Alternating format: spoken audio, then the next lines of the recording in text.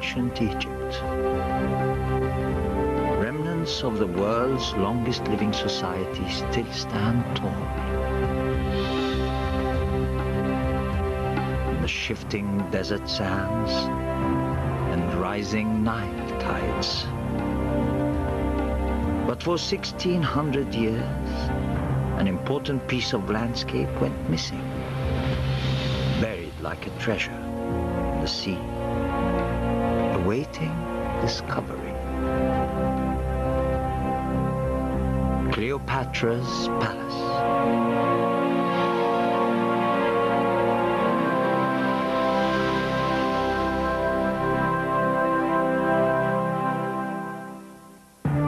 Egypt.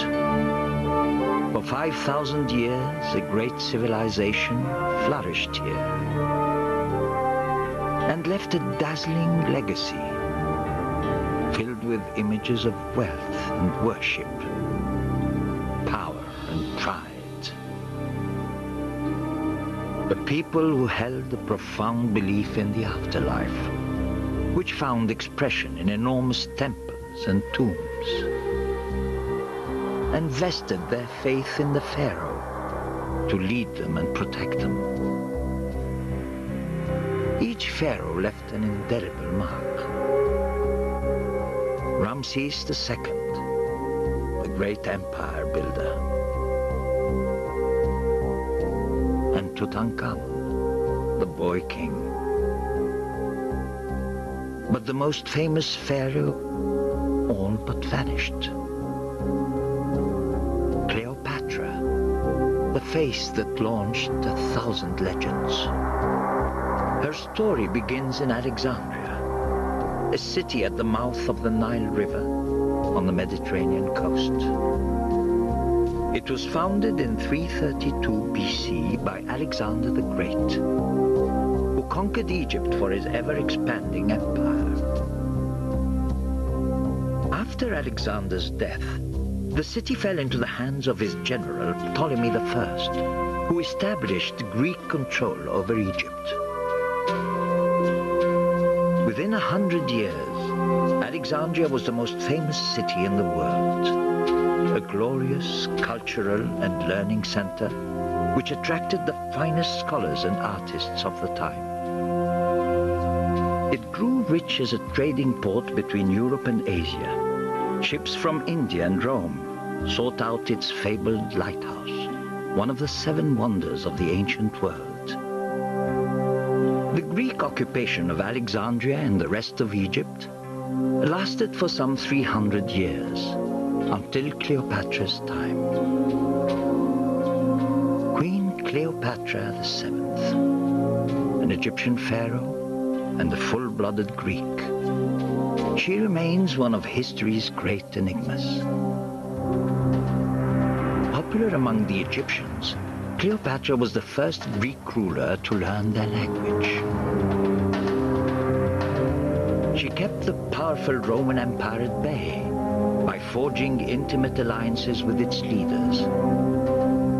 But her luck ran out when Octavius, the ruler of Western Rome, decided to take Egypt from her grasp. Rather than submit to defeat, the queen committed suicide.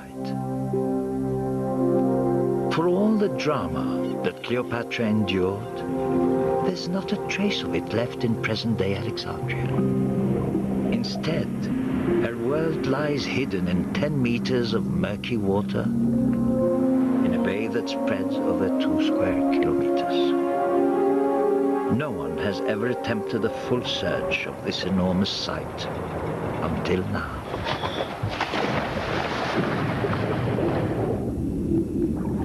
Since a very long time, I had a dream to come to this place because of the mystery of this site. For Frank Goddio, 10 years of planning culminate in this year's expedition.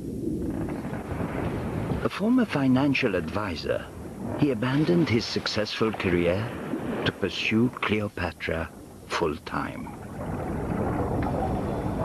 And this is where he hopes to find her. While exploring the sunken island of Anti-Rhodos, home of Cleopatra's legendary palace, his team of divers stumble across a piece of wood sticking out of the sediment. For 3 weeks, divers clear the site. Curiosity turns into excitement.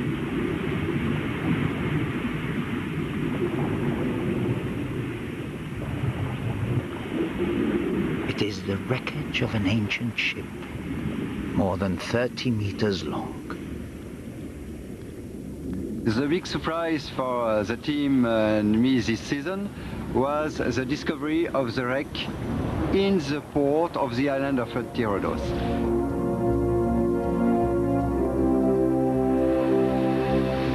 And it's a superb wreck, and it's in magnificent state of preservation. Radiocarbon dating places the vessel within Cleopatra's lifetime.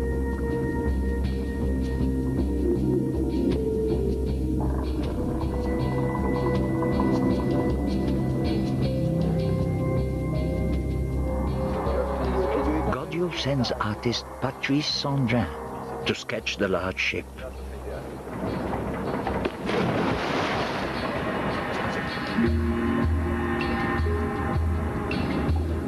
Special waterproof paper allows him to draw an overview.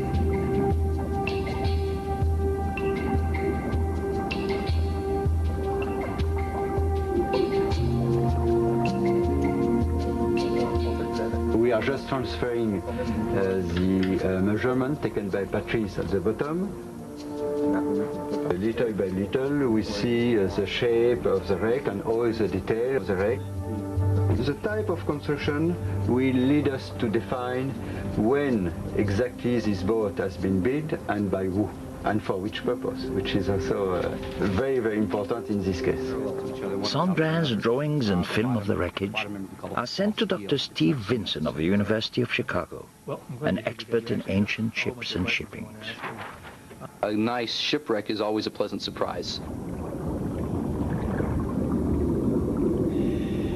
In fact, what they're swimming through is the very bottom of the ship, where all the muck and the gunk used to collect. This is down in steerage, basically. A computer model helps Dr. Vinson bring the ship back to life. Not every frame crosses the keel. It's more or less... Well, the drawing gave me the first clue, because with the drawing I was able to see the whole thing in a glance. What we have is a center line, keel, which is this heavy longitudinal member, comes from the front to the back. Crossing the keel are lots of pieces that go from side to side that you would call ribs, or more properly called frames. The ship was large by ancient standards, 30 meters long with thick supporting beams that measure 8 meters from end to end. Vincent suspects it is a cargo ship.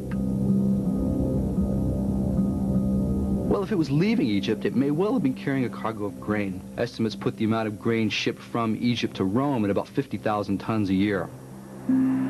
A cargo ship this size could carry 300 tons of grain or wine stored in tightly packed jars.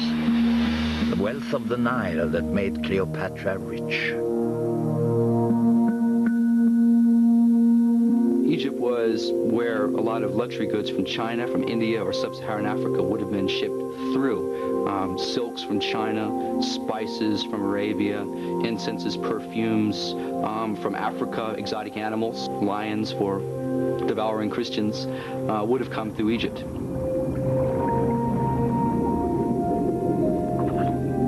Hidden between the timbers of the ship, Godio's team finds jewelry in pristine condition.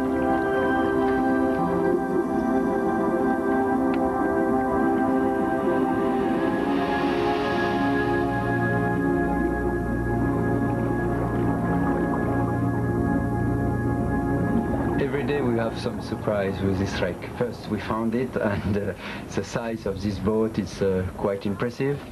And we have some very nice luxury item, very good quality. This is the bottom of a cup, a very fine and beautiful cup. We have also found this hairpin, ivory hairpin. And we found very cute gold ring here. Very nice. And we have this exquisite and important gold ring here, which is a gold ring with semi-precious stone with an engraving of a crested bird called intaglia, and it was used as a seal, for example. After weeks of cleaning the wreck site, divers find a large hole, the wound that sank the ship 2,000 years ago. But there is no way to know if it struck a reef or was a casualty of war. It may take years to solve the mystery of the wreck in Cleopatra's harbor. It is one of the best preserved ancient ships ever found. A ship that Cleopatra may have watched sail by from her royal palace. The palace Frank Gaudio is determined to find.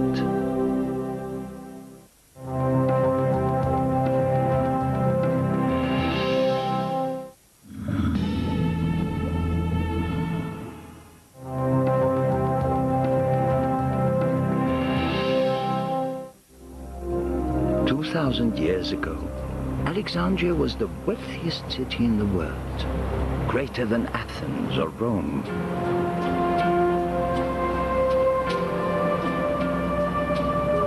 Today, a humble fishing fleet has replaced Cleopatra's imperial navy.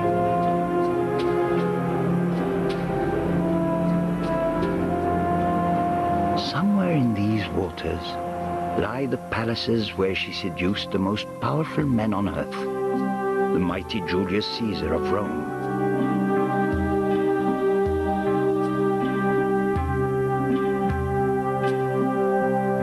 And the ambitious Mark Antony.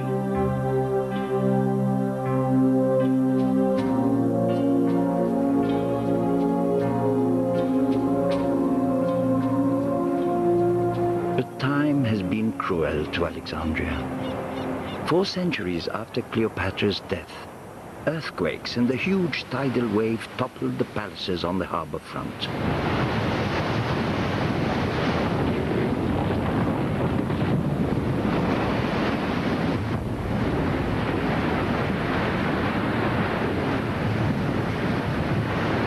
Scattering them into the bay, creating a massive underwater jigsaw puzzle.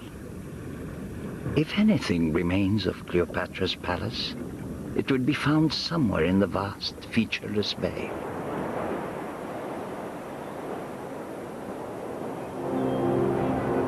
Two to 10 meters deep, the bay is over 2 square kilometers.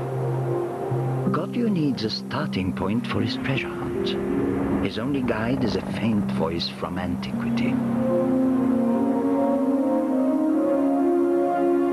A Greek scribe who journeyed to Alexandria 3 years after Cleopatra's downfall and chronicled the wonders that he saw. His name was Strabo, and he described a sprawling walled city with a great lighthouse, one of the 7 wonders of the ancient world. We know from Strabo that all around this harbor there were palaces and temples. Among them there was also an island with the palace of Cleopatra and a small harbor belonging to the king. Many maps have been made based on Strabo's writings, but only underwater exploration can provide the missing details.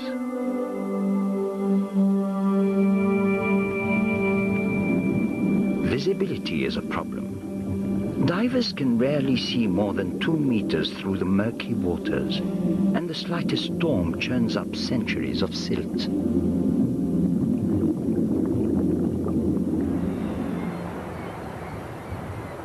To locate the palace, Gaudio's team uses a variety of sensors to detect the shape of the seafloor below. The harbor is scanned for changes to the Earth's magnetic field, indications that structures may lie buried there. The images are combined with sonar and depth soundings to produce a rough sketch of the submerged jetties and ancient ports.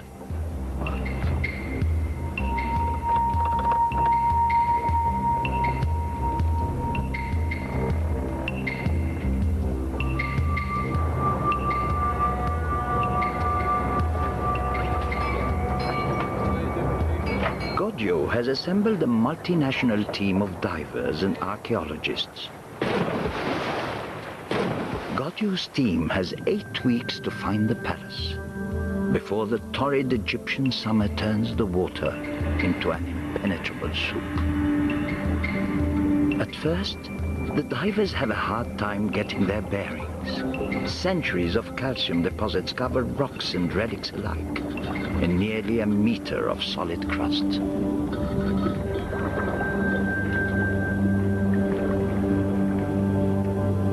By chipping away at that crust, the divers expose pieces of the ancient city's wealth and grandeur.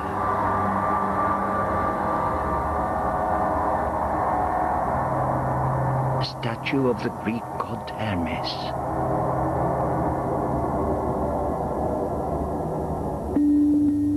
A coiled serpent, guardian of the city. A sacred bird of Egypt. The head of a Roman empress.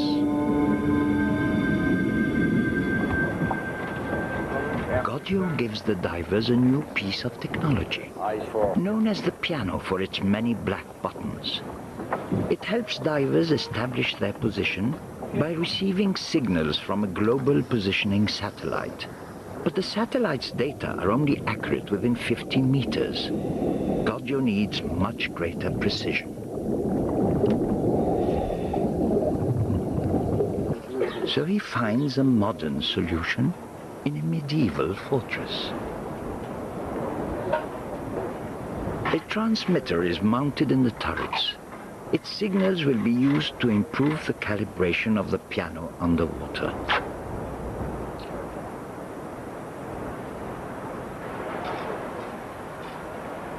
This receiver is linked to 2 antennas. The first one receives the signal from the satellite.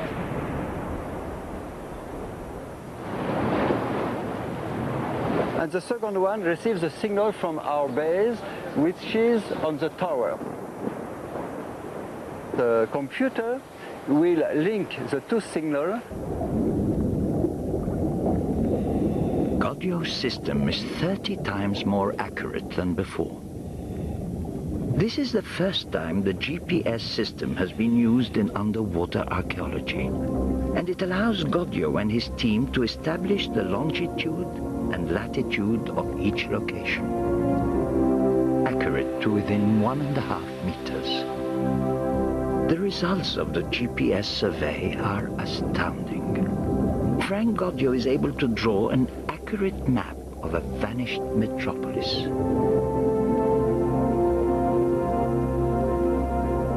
In 1997 and 8, after archaeological excavation, we were able to precisely define the contour and location of the ruined city. Goddio's team uses red buoys to make an outline of the sunken discoveries. Following Strabo's clues, Goddio is now finally able to bring a lost world into view.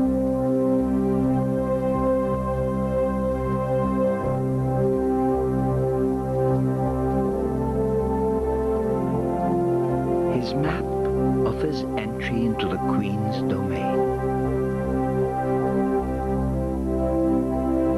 A palace where Cleopatra seduced Julius Caesar, mighty commander of the Roman legions.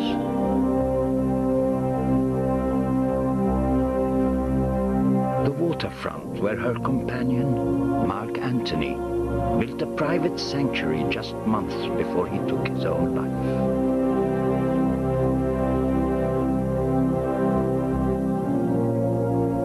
Finally, Rhodos, Cleopatra's royal islands.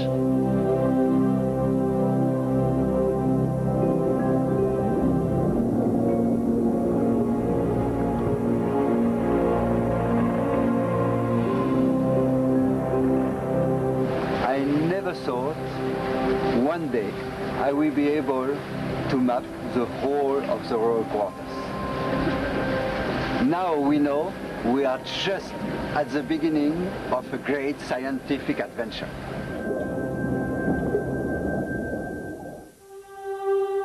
For the first time in nearly 2,000 years, Queen Cleopatra's royal palaces may receive new visitors. Having mapped the ancient port of Alexandria, Gaudio narrows his search to the sunken island of Anti-Rhodos. Mohammed and Mustafa, you could go and clean the hieroglyph. It was here, in 26 BC, that the geographer Strabo saw Cleopatra's luxurious summer home 4 years after her death. But he provides no clue to where the palace stood. Now it's up to Gaudio and his divers to find it.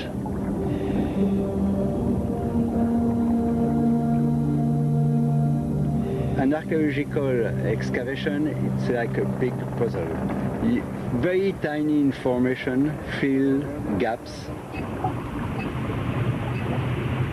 The site itself is enormous, 27 hectares, in waters so murky that visibility is often limited to arm's length.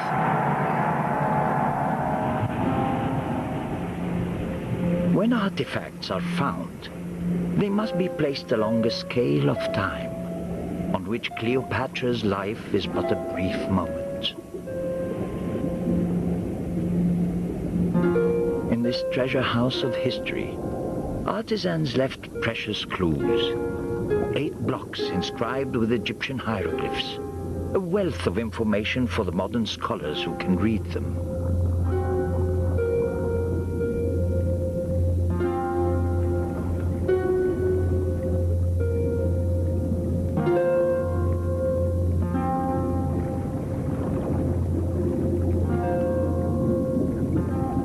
Strips of flexible silicone are sent down to make copies of the text.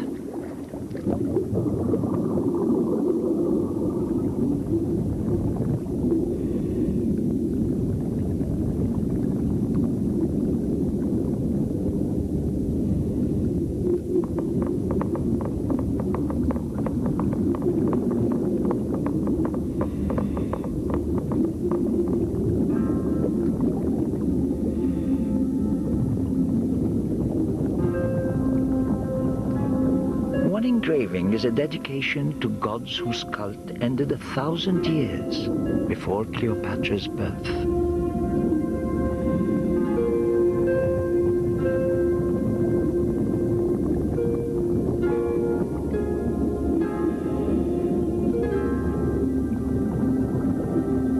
Other inscriptions are in Greek. A tablet honors an emperor who ruled 2 centuries after Cleopatra's death.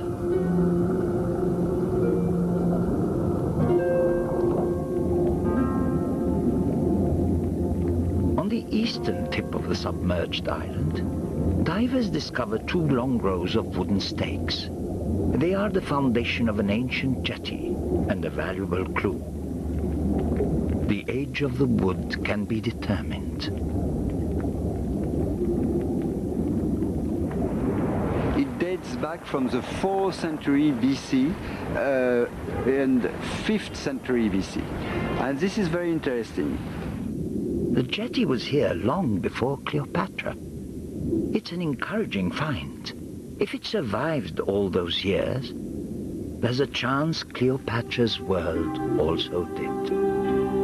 By the time Cleopatra assumed the throne, Anti-Rhodos was a thriving royal port, prime real estate for the palace of an ambitious beauty and her famous lovers.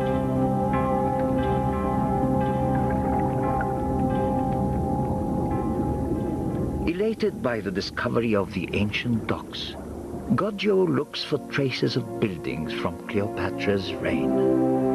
Across the harbor, divers have uncovered dozens of distinctly Greek columns.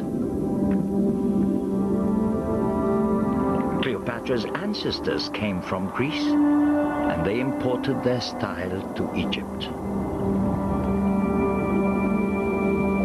Sharp edges resemble columns found in Athens, but carved in native Egyptian granite.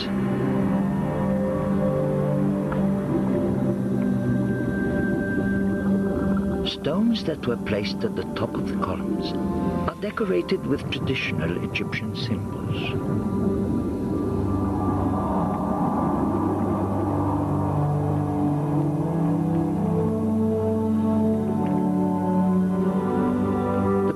May have formed elegant colonnades, sheltering the queen and her entourage as they boarded their royal vessels.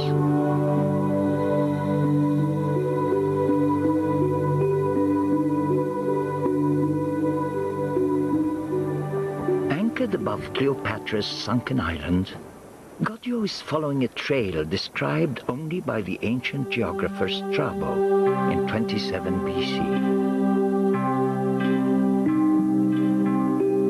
Goggio knows there was a palace on Anti-Rhodos Island.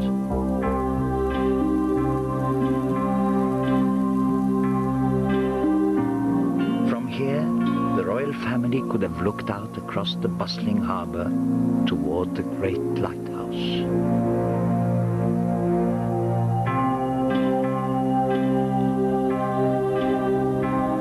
Divers have chipped away at encrusted ruins at the southwest corner of the sunken island. Now, their labor pays off.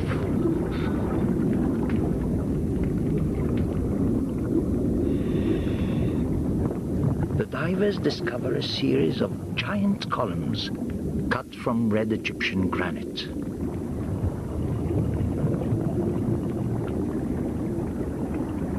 On the southwest tip of Anti-Rhodos Island, we found an accumulation of red granite columns fallen into the port.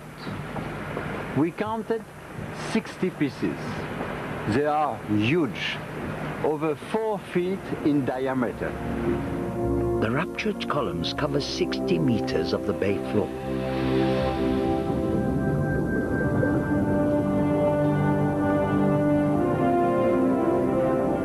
Shattered pottery beneath them suggests they fell during an earthquake centuries after Cleopatra's death.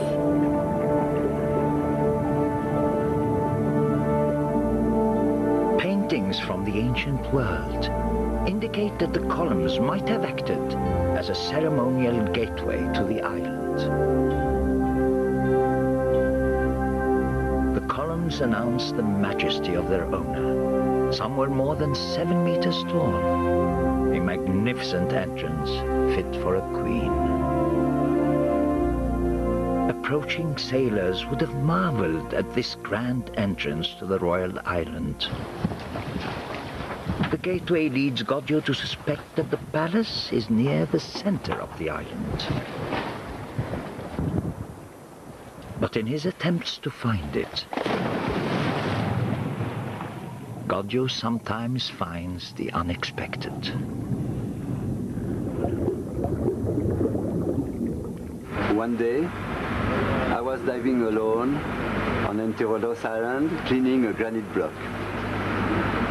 I was hoping for a hint to indicate I was on the right track to discover the remains of Cleopatra's palace. The hieroglyphs on the block of stone reveal a coiled snake, reminding the explorer of the legendary serpent that ended the life of a 39-year-old queen. Even though it was not from the period of Cleopatra, I took it as a good omen for myself. The inscription reads, "Eternal Life."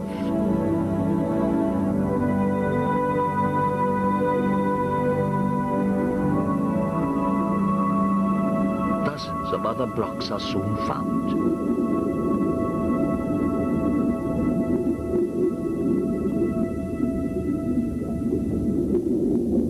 The next discovery convinces the team that they are on the right path. Vast expanses of limestone pavement fit for a queen, 550 square meters all over the island, forming a series of grand esplanades.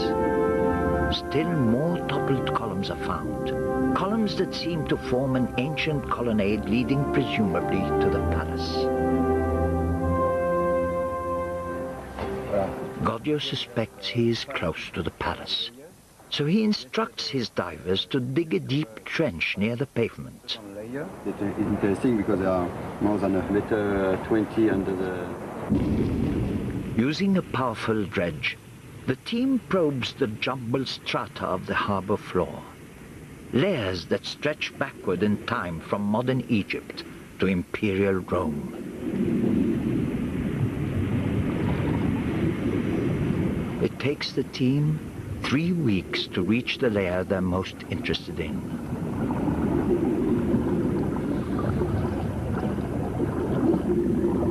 The divers bring up a few surviving traces.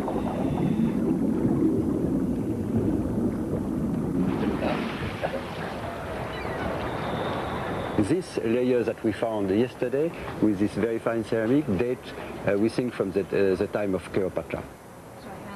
Godio and American archaeologist Emily Tita examine the artifacts. Very nice shallow dish, yeah. This is very nice work. It's an unusual shape. It's very Pots and cups that may have been used by Cleopatra and her royal court. A miniature oil-burning lamp. This is Now, this is quite different than what you've been finding before. It's in perfect condition. Meanwhile, another team of divers has made a remarkable discovery. Where the pavement ends abruptly, huge stone blocks appear. Unsure of the block's purpose, Godio decides to dig around them to see if they are signs of something important. a palace. Of course, it's an important monument, and for this important monument you need very strong foundation. Godio's divers begin to dig down through the centuries. A series of wooden foundations appear, marking the outline of a structure 62 meters long, large enough to support the construction blocks the team has found earlier. Godio is convinced this must be the foundation of Cleopatra's palace.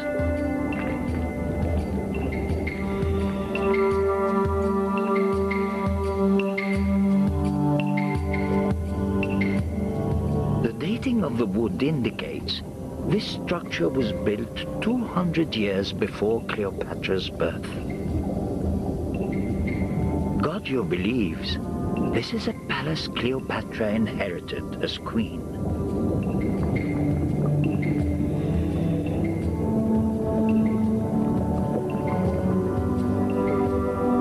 Which would mean he found it, the ruins of Cleopatra's island home.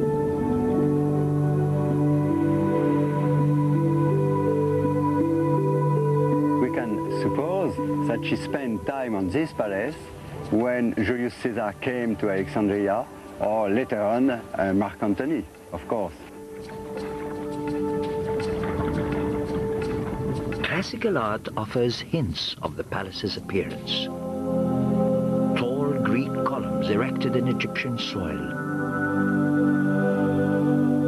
Billowing canopies providing shade for royalty. But what did the palace really look like?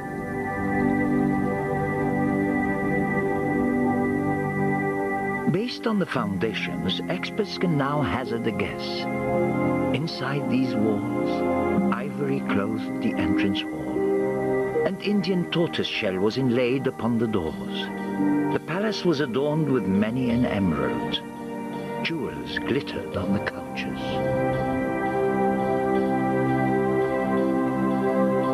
It was here, 2,000 years ago, that the queen of a once great nation tried to save her people from conquest.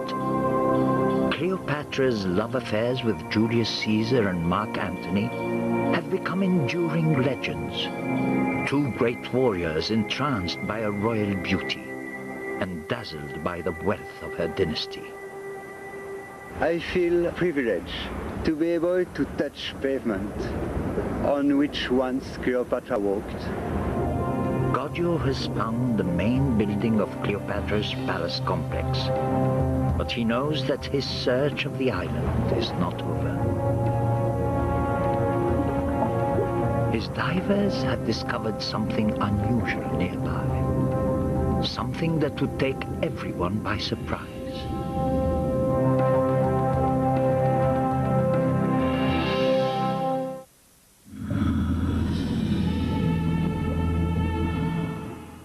At 10.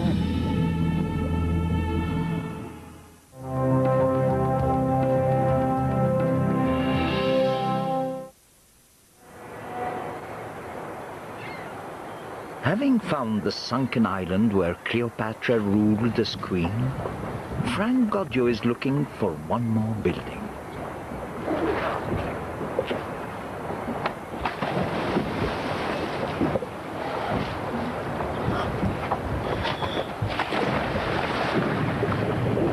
A shrine belonging to Cleopatra, her own personal temple.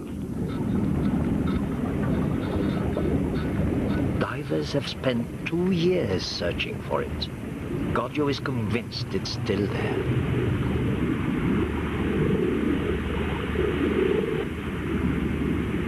For the Egyptians, what mattered was the life after death. Only the temples were built to last to eternity, not the palaces.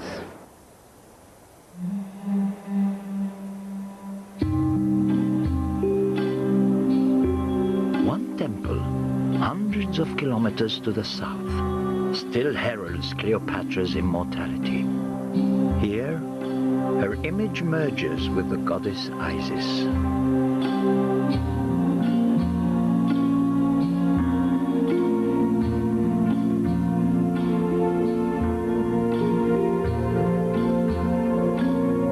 Isis controlled the power of fertility. Women begged her blessings for their children. She controlled the annual flood of the Nile that was essential for a successful harvest. For millions of worshippers in Egypt and throughout the Roman Empire, Cleopatra was Isis. In religious processions, Queen Cleopatra dressed as the goddess herself. What was left then of her personal shrine?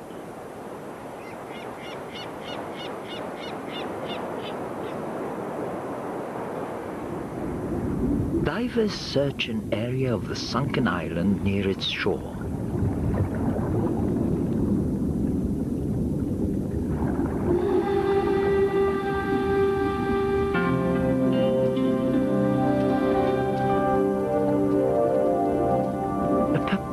Statue is found, but its identity is not immediately clear.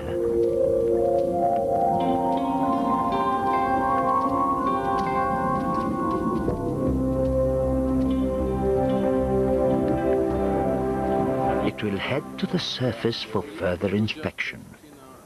To raise the statue, Goggio and engineer Jean-Jacques Groussard prepare a slow and careful hoist to prevent the statue from being smashed to pieces on the jagged paving stones below.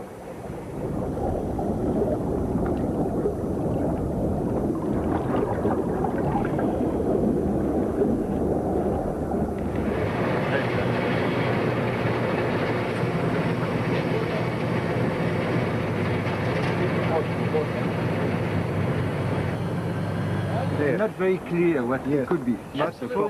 Goggio is joined by Ibrahim Darwish, Egyptian director of the Department of Underwater Archaeology, and archaeologist Emily Tita. The most likely thing, it's from a small sanctuary of the god, and this would be the major focus within the temple. Yeah, the most probable thing is a priest, great priest, bearing canopus. Here it's a masterpiece. Yeah.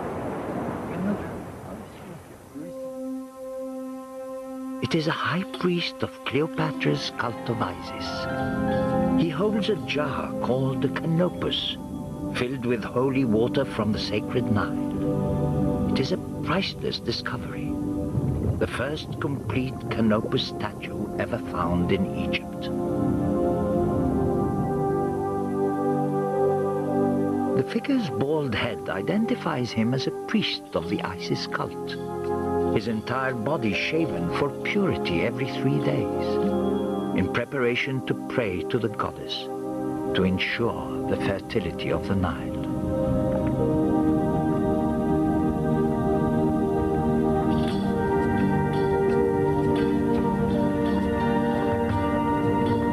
But something even more spectacular waits in the water.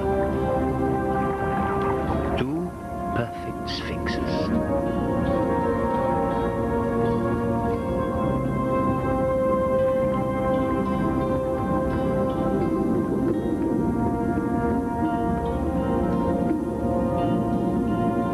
Sphinxes are creatures of myth, but their faces bear the likeness of Egypt's kings and queens, perhaps even Cleopatra herself. Frank Gaudio orders both sphinxes to be lifted aboard so that full casts can be made.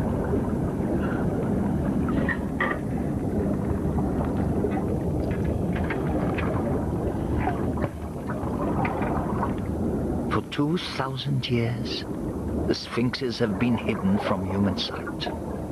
Now, for a few agonizing minutes, they spiral towards the sky.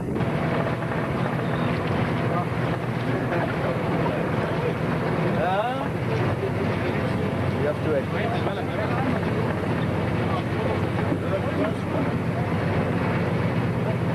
What remains is the face. Yeah, The preservation of the face has not been armored. Yeah.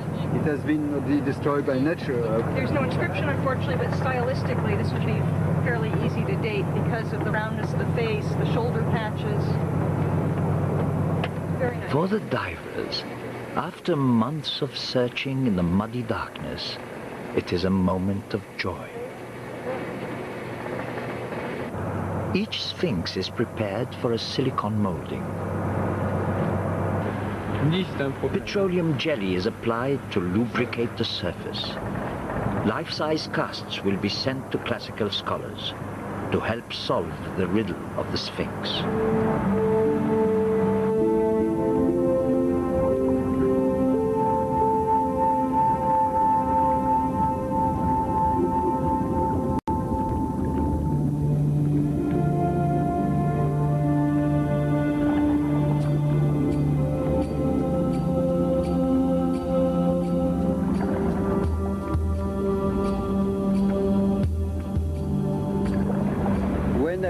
Excavating on Antirodos Island, I have the chance to bring new information to light, such as the Sphinx bearing her father's likeness.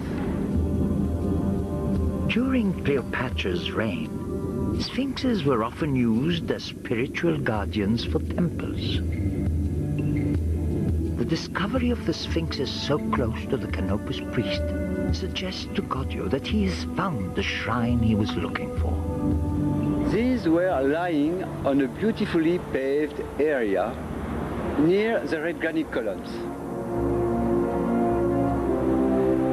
This layout most probably shows that this was a small sanctuary of Isis close to the palace. 2,000 years ago, it would have been enclosed in sacred gardens instead of the sea.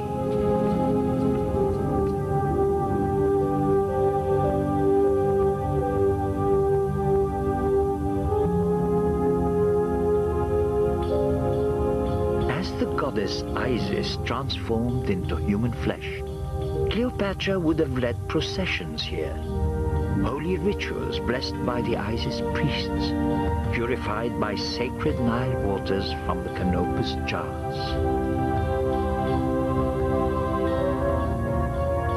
In the final hours of the expedition, there is one last treasure that must be resurrected from Cleopatra's harbor. It is a giant stone head. The complete statue must have stood at least 5 meters tall. But what man deserved such a memorial? There is only one way to be certain. Bring it to the surface for study.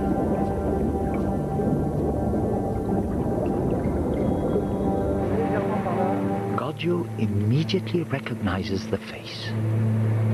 It is the Roman dictator Octavius, Cleopatra's mortal foe. As his mighty army invades Alexandria, Cleopatra chooses suicide over surrender.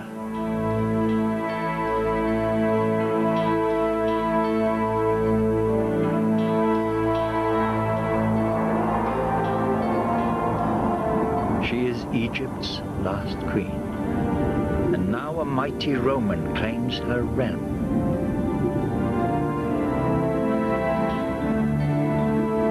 After 2,000 years, Frank Gaudio has touched her world.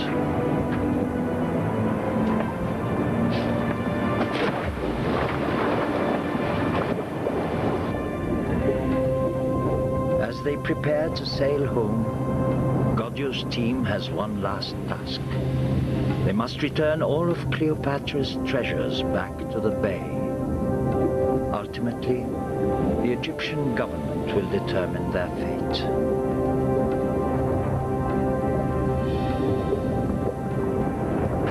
Years ago, I decided to undertake this important project, trying to find some remains of the submerged city of Alexandria. What he has found opens a new chapter in Egyptian archaeology and casts new light on a legendary queen the world cannot forget.